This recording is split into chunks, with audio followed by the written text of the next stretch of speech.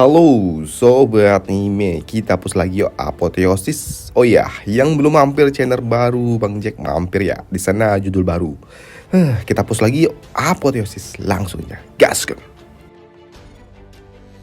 Mereview sedikit dari part sebelumnya setelah Zen mendapatkan kekuatan baru mengontrol menara, memaksa musuh mereka yaitu ras iblis berpikir ulang tentang apa yang harus mereka lakukan.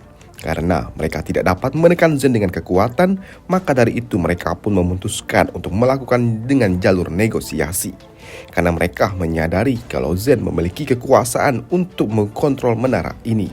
Setelah bertarung di lantai 10 dengan ras monster, Zen pun dihampiri oleh salah satu utusan dari ras iblis.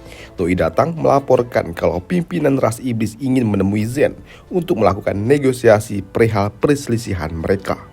Dan untuk Zen sendiri, Doi pun tidak keberatan dengan hal itu. Namun mendengar kalau Zen diundang untuk melakukan negosiasi dengan ras iblis, di sini Xia akan melaporkan hal ini kepada pimpinan dari ras manusia yang ada di dalam menara ini. Begitu juga dengan ras elf, Doi akan pergi melaporkan hal ini dan memberikan suatu dukungan dan juga penjagaan untuk Luo Zen. Dan pada malam harinya di ruang pertemuan di sini dalam hal negosiasi, ras iblis pun yang dipimpin oleh si kampret Meng Tian dan untuk ras elf dipimpin oleh Ning Yang. Di dalam pertemuan pertama mereka di dalam hal negosiasi ini, awalnya ras iblis pun sedikit meremehkan Luo Zen dalam hal mengkontrol menara ini. Lantas kesal diremehkan membuat Zen pun tidak memiliki suatu pilihan lain. Begitu Zen mengangkat tangannya ke udara, brak! Doi dapat membuka suatu lubang besar tepat di belakang ras iblis berada dan siap untuk membuang mereka keluar dari dalam menara. Dan itu pun membuka mata mereka atas kontrol yang luar biasa yang dapat dilakukan oleh Luo Zen. Terutama untuk si kampret Meng Tian. Doi pun menyadari kalau ternyata kontrol yang dimiliki oleh Luo Zen ini sungguh luar biasa dan di luar batas wajar. Dan itu pun membuat mereka sempat terpukau, walaupun Zen bukanlah pencipta dari menara ini. Lantas di sini si kampret Meng Tian pun berencana untuk dapat hidup berdampingan dengan ras manusia yang ada di dalam menara ini. Mereka di sini pun juga menawarkan 5 kursi dewan sebagai biaya kompensasi, dan itu cukup mengejutkan bagi bawahan Meng Tian sendiri. Begitu juga dengan pimpinan dari ras manusia. Mereka tidak menduga kalau ternyata ras iblis akan memberikan suatu penawaran yang cukup menarik. Bahkan mereka pun menyarankan agar Zen menerima penawaran itu.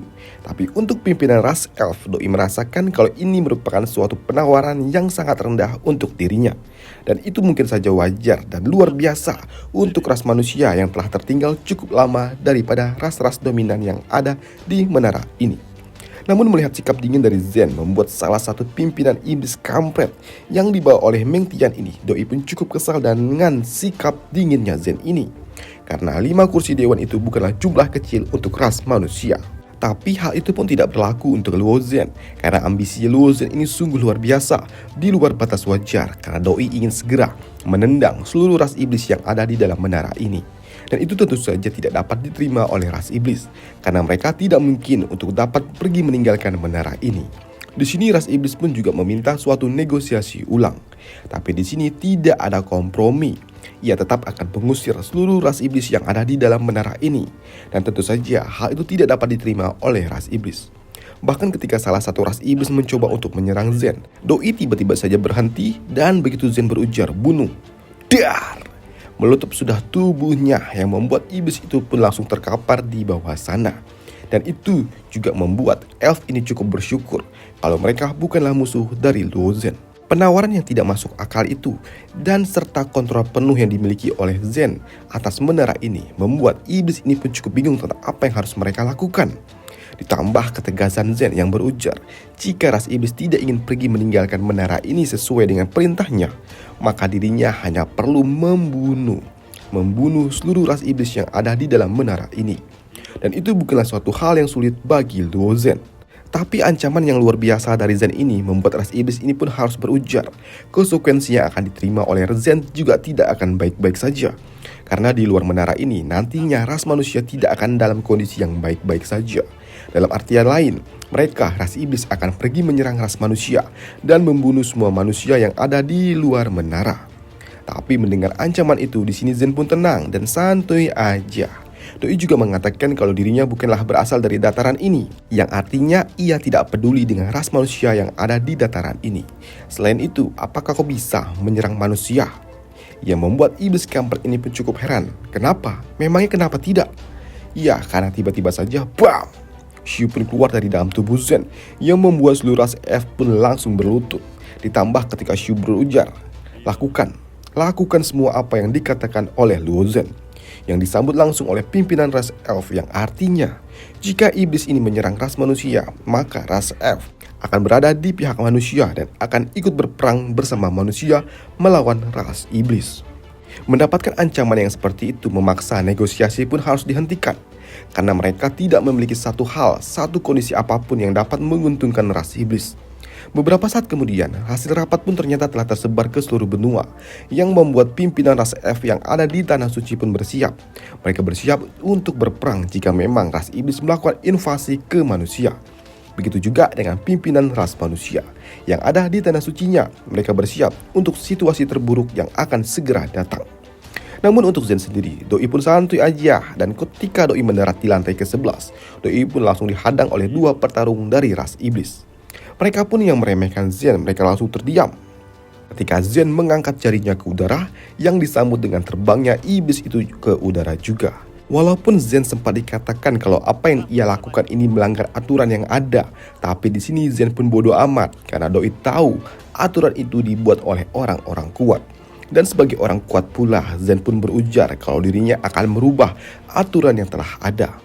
Zen yang melepaskan iblis itu begitu saja dan ia berlalu.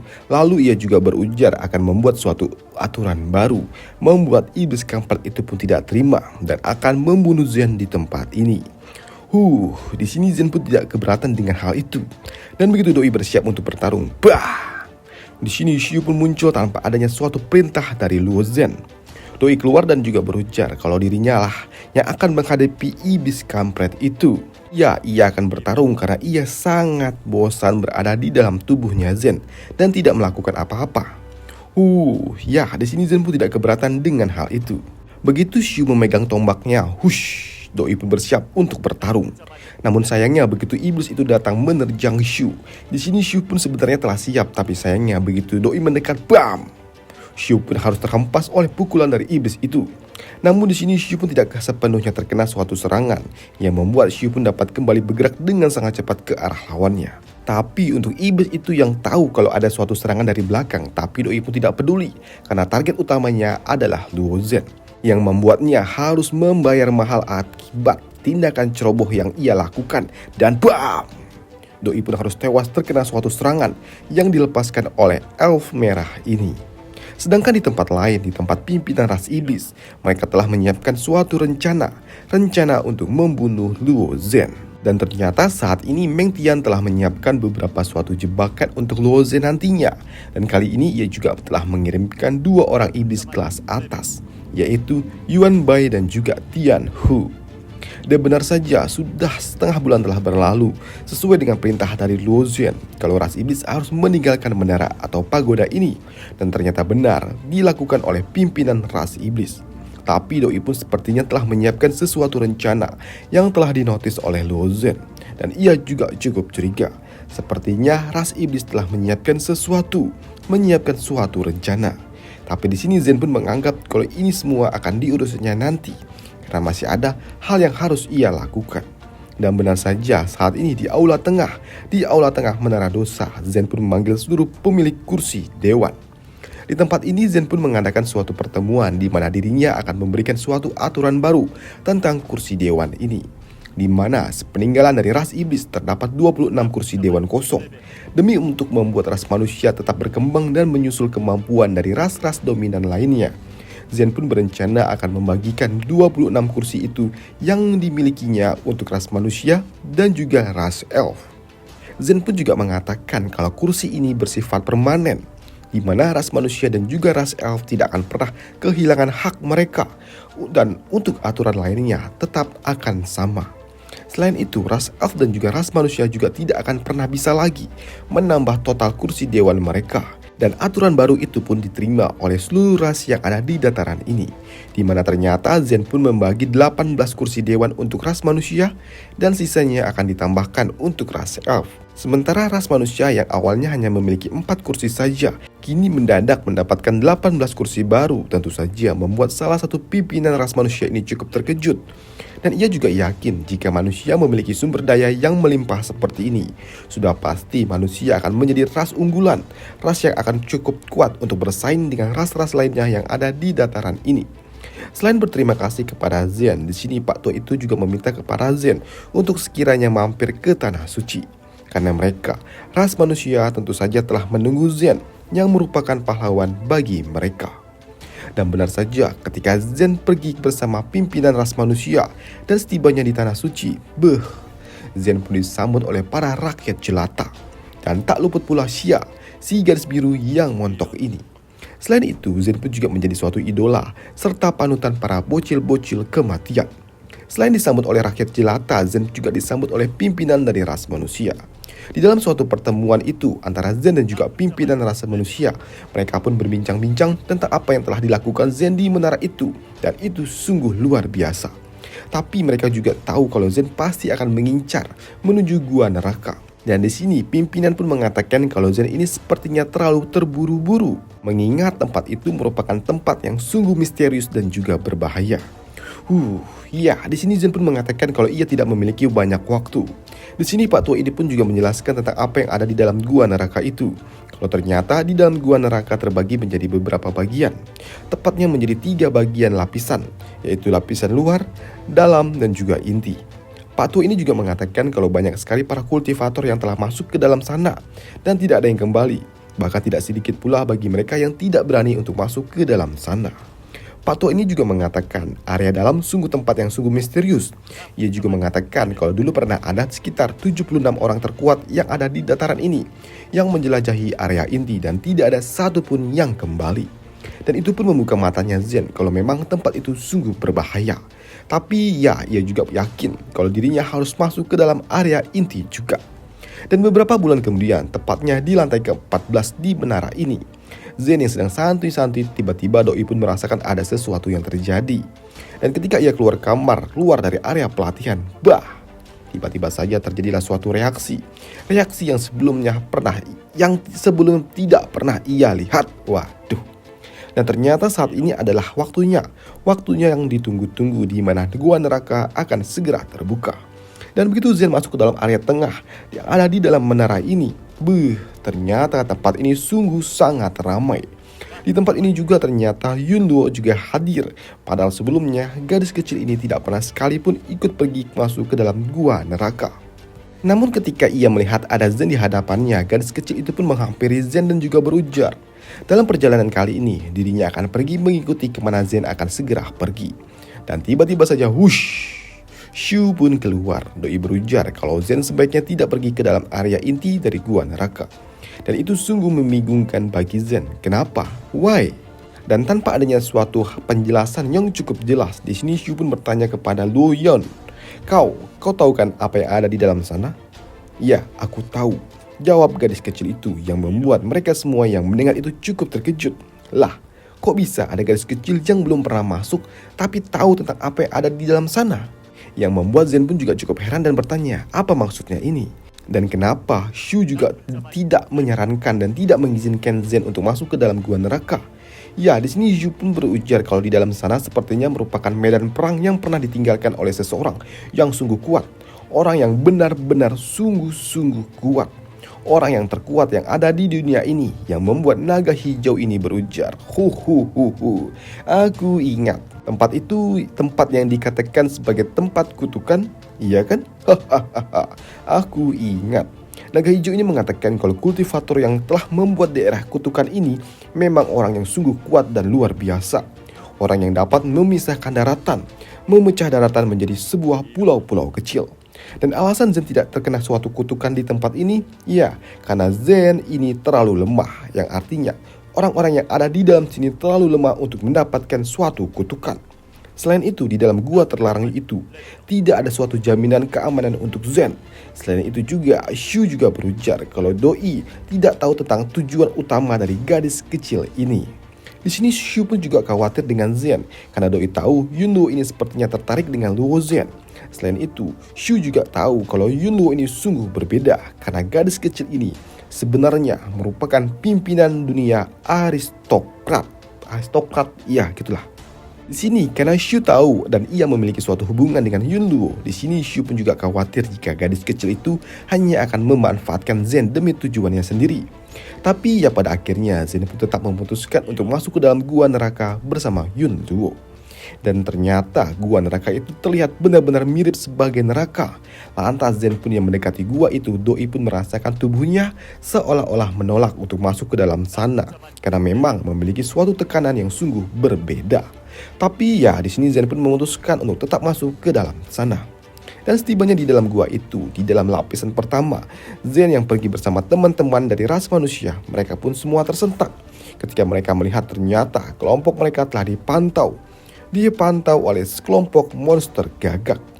Namun ketika gagak itu mulai agresif di sini, seluruh ras manusia pun mulai panik dan mencoba untuk melarikan diri untuk segera kabur dari tempat ini. Lantas untuk menghalau monster gagak itu yang mendekati mereka, salah satu kultivator pun mencoba membangun suatu jaring pelindung. Tapi sayangnya monster gagak ini terlalu cerdas. Mereka dapat terbang lebih tinggi lagi untuk dapat menghindari jaring itu dan mulai menyerang kembali.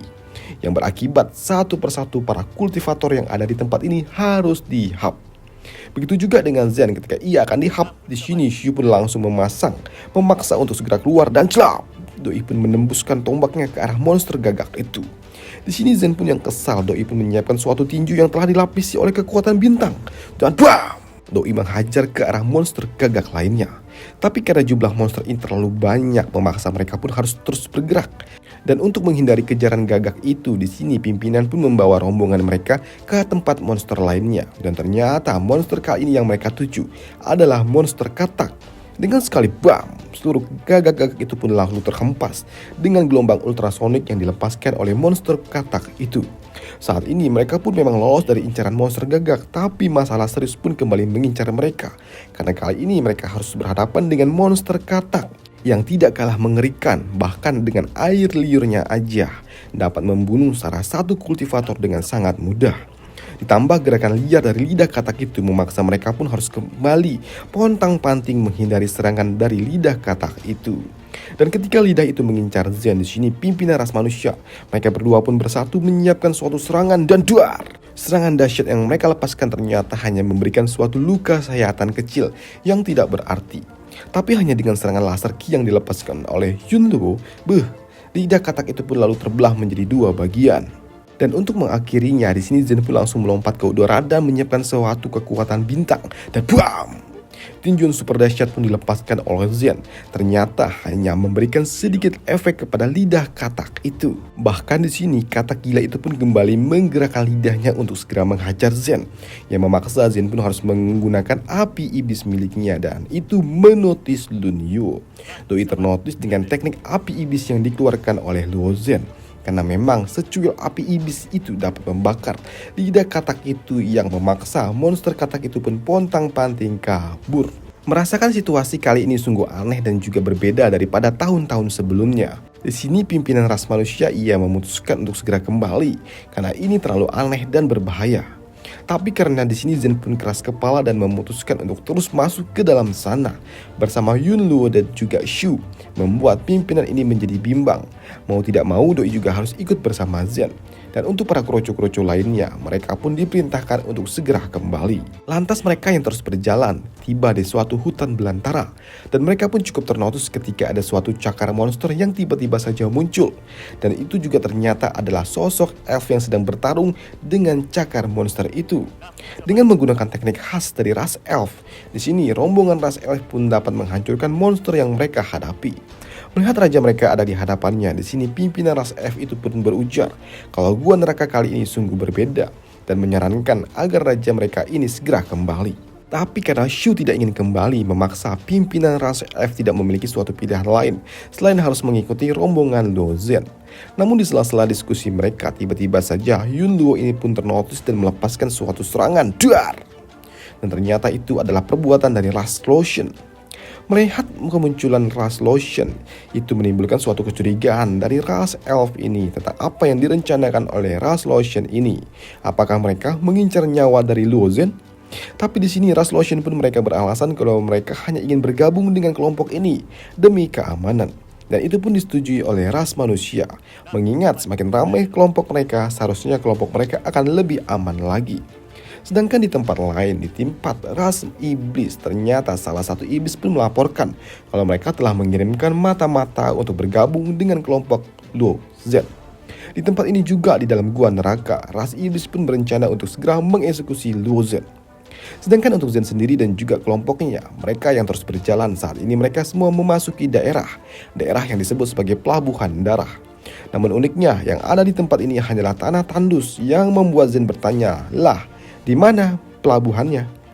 Ya, ada di ujung jalan ini, ada suatu atau sebuah pelabuhan. Di tempat ini juga terdapat sarang monster yang super duper kuat.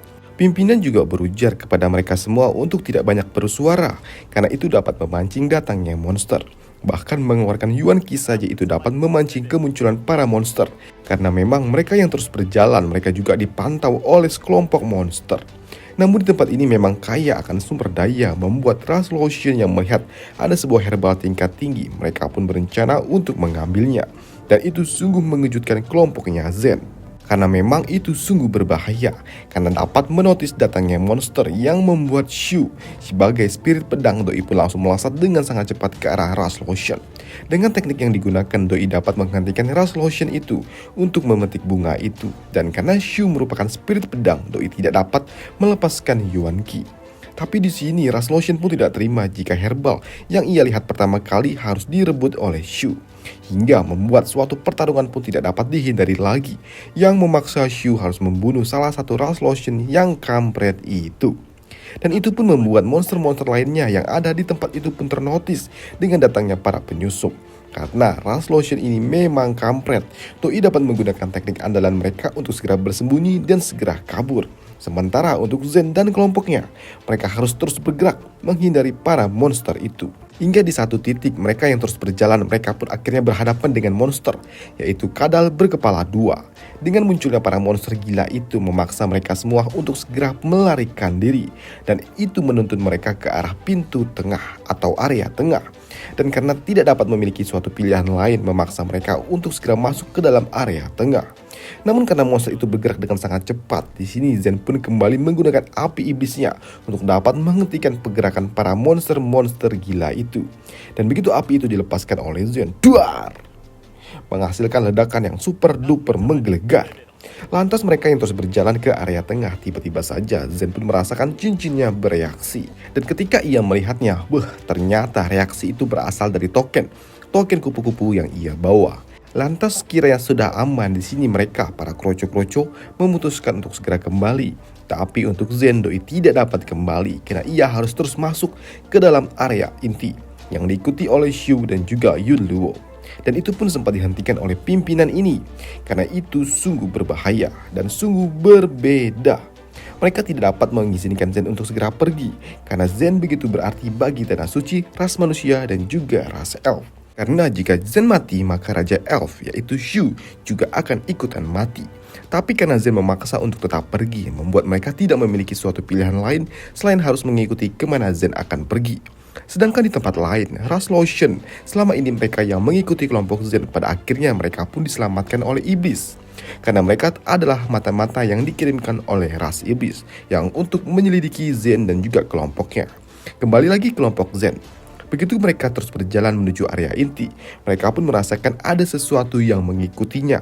Dan itu membuat salah satu dari ras elf pun akhirnya menoleh ke belakang.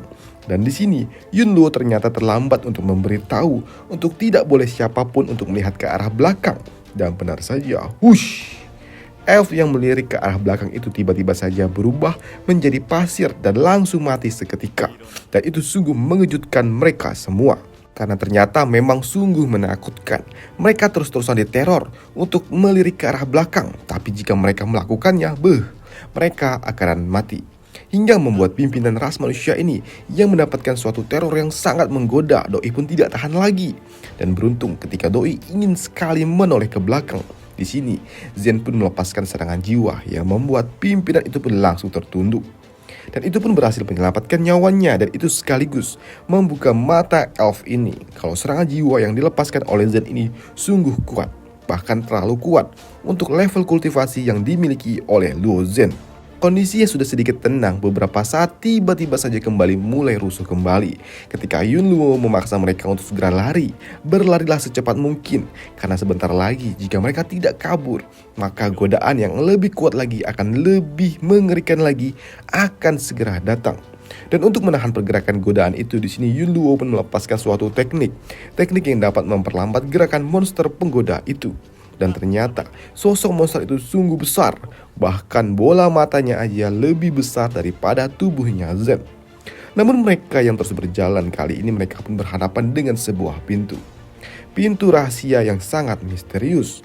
Dan begitu pintu itu diaktifkan, celing, ternyata pintu ini adalah suatu harta karun yang dapat meningkatkan pengalaman hidup. Dan karena pintu ini tidak dapat dibawa mereka ke dalam cincin dimensi, membuat salah satu pimpinan ras manusia ingin mencobanya secara langsung dan memasukinya. Dan begitu Doi masuk, celing, tak lama setelahnya Doi pun keluar lagi dan mendapatkan banyak suatu pengalaman yang sungguh luar biasa. Dan itu pun diikuti oleh satu persatu dari mereka secara bergantian. Hingga pada akhirnya kini giliran Zen lah yang memasukinya. Begitu Doi masuk, celing, lah, Doi pun merasakan menjadi seorang jenderal perang yang mencoba melakukan invasi ke arah ke kerajaan lain. Dan di dalam dunia ini ternyata Doi harus bertarung dengan instruktur lamanya yang udah gak tahu di mana rimbanya. Di dalam dunia imajinasi ini juga, Zen pun juga harus terbunuh oleh temannya sendiri dan terus bereinkarnasi ke dalam kehidupan yang lainnya. Hingga 1 jam kemudian, Zen pun yang kembali keluar dari dalam pintu itu. Dan ternyata selama Zen berada di dalam sana, ia telah bereinkarnasi sebanyak 99 kali. Ya, ini adalah batas maksimalnya. Dibandingkan dengan teman-temannya yang lain hanya 8 hingga 13 kali saja. Dan tak lama setelahnya, setelah mereka saling berbincang satu sama lain, tiba-tiba pimpinan ras iblis pun muncul. Doi datang bersiap untuk melepaskan suatu serangan untuk dapat membunuh Zen di tempat ini. Dan ia juga melepaskan suatu teknik rahasia dan juga menggunakan buah iblis yang membuatnya mendapatkan kekuatan yang super duper OP yang tidak mungkin dapat dihadapi oleh Zen dan juga kelompoknya. Dan selesai alur alur cerita dari apoteosis kita. Dan di part selanjutnya akan muncullah seekor naga pasir dan akan dibahas di part selanjutnya. Dan sampai jumpa, bye.